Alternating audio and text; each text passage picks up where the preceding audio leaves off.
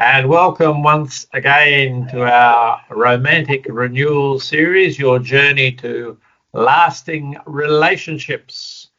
And remember, please, to click the subscribe button and the bell to be notified of new lessons as they become available in new videos. I'm here with Mahesh Trivedi again today, and my name's Sean Donovan. And our topic today is getting it right. Reflective listening. Now that you're aware of the four different styles of communicating, passive, aggressive, passive aggressive, and assertive, it's time to learn and practice how to communicate. You want to ensure what your partner hears is what you're saying and that you're communicating clearly.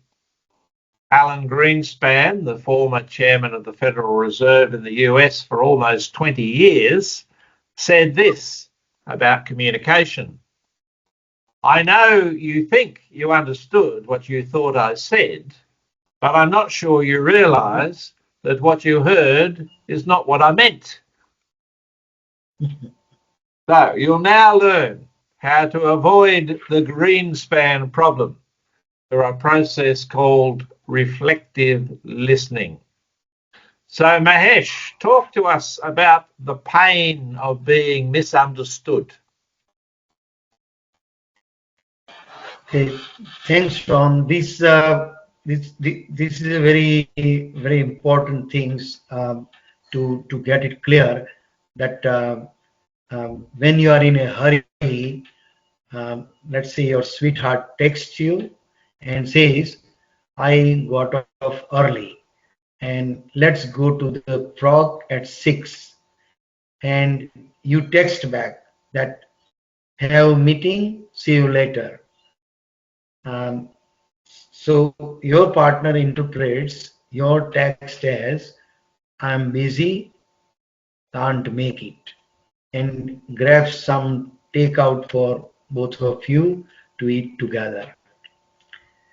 The problem is that you arrive at the frog at 6:30 ready to eat. You meant you would be late, and they thought you could not make it. So another miscommunication. So your partner is upset about your conversations about having children. You always wanted children, and he said no.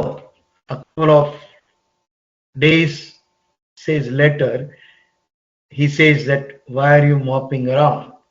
And you begin crying about him not wanting children. And he is confused that I want children, just not now. So there's sources of miscommunication. The first three lessons of this Yes. module discuss different communication styles. And when you combine that with being in a hurry or addressing an emotional situation, misunderstandings can cause hurt feelings and challenges in the relationship. When speaking to each other, and especially about emotionally sensitive issues, you want to create the best environment for understanding. So, Mahesh, what sort of strategies might we use to create the best environment for understanding? There are quite a few strategies. I will just go through one by one. The first and foremost is talk in person, if at all possible. So remember that 80% of communication is non-verbal. So when on the phone, you do hear the tone of the voice, but you don't see the facial expressions. And if you can't be in the same room, so use the tools which allow you to see each other while you talk. Second strategy is be as calm as possible. Because when you are upset and overly emotional, your emotions interfere with understanding what your partner is saying or trying to communicate. So a quick way to claim yourself is to take 3 deep breaths while focusing on the center of your chest and imagine your feet growing roots. Number 3, remember that you love and care for each other. So you may both be hurt, but remind yourself that you are important to each other. Also remind yourself that you can sort this out and have a stronger relationship. And the fourth one, which is remind yourself that you want to understand. Your inner attitude of openness to your partner is crucial. And if you find it helpful, say to yourself, I want to understand what they mean and how they feel. Great. Thanks, Mahesh. So let's now talk about reflective listening, which is a topic that we wanted to cover off today. After you're both in a peaceful place, have reminded yourself that the person you love is across from you and are ready to understand, you can then begin. So talk to us, Mahesh, about the process of reflective listening. Yeah, the process is deceptively simple, like a few things need to understand and follow the process. So the first thing is that who goes first? Like when both of you want to speak first, flip a coin to decide who will begin. Number 2, the first person says what is on their mind. So say what you want as clearly and calmly as possible. Once again, like as earlier talked about, like take a deep breath and focus on the center of your chest if you get too upset. And remember, look at your partner while speaking. Number 3 is the second person reflects back when they heard. So you state what your partner said in your own words. Also listen for the feelings behind what your partner is saying. For instance, there is a difference between angry and hurt. The next one to understand this process is that first person either agrees with their partner's interpretation or says that was not what was meant. So rephrase your thoughts and repeat the process.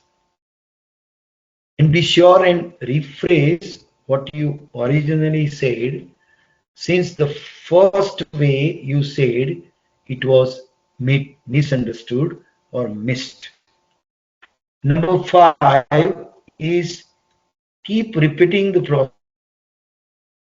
Speaker agrees that the listener understands what the speaker was saying. And the next one is the other person then gives their response and the process is repeated. So in reflective listening, you learn about each other. You hear the thoughts and feelings without your own interpretation interfering with the message. As you gain experience, you will spend less time rephrasing your thoughts because you understand each other more easily. And remember, set aside each week to communicate with each other using reflective listening. You will especially want to use this process when you feel misunderstood or you are having a challenging time with your relationship. That's a tremendous summary, Mahesh. And perhaps Yeah, it become even clearer for people if we do a little example. So we've prepared a small script to do a reflective yeah. listening example. Now, this is, you have to use your imagination here. So I'm going to be Terry and Mahesh is going to be Casey, and we're going to have a little conversation. So we flip the coin. I'm going to start off and I'm talking to Casey. You're gone so often. I don't think you care for me anymore. You are mad because I have to work late. No, I'm not mad. I'm hurt because you don't act like I'm important to you. You are hurt because I spend so much time working and that makes you think you are not important to me. Yes, I miss being with you. So thank you, Mahesh, for that role play. But you can get the idea of how that can work out in a very natural way in real Yes. life. And it's easy to misunderstand each other. So take time each week to sit with each other and practice that reflective listening. That way you can be sure you're understanding your partner's words and feelings. And there's one last piece of knowledge you need to be able to communicate effectively. And we'll tell you in the next lesson. So in the next lesson, we'll learn about words and phrases to avoid and those that can make your relationship stronger. So before moving on to the next lesson, please remember to re-listen to this lesson, take some notes. If you have access to the portal, there are some reflection questions. If you're just watching on YouTube, you can just make your own reflections on what we've talked about today. And we will see you in the next lesson. Thank you.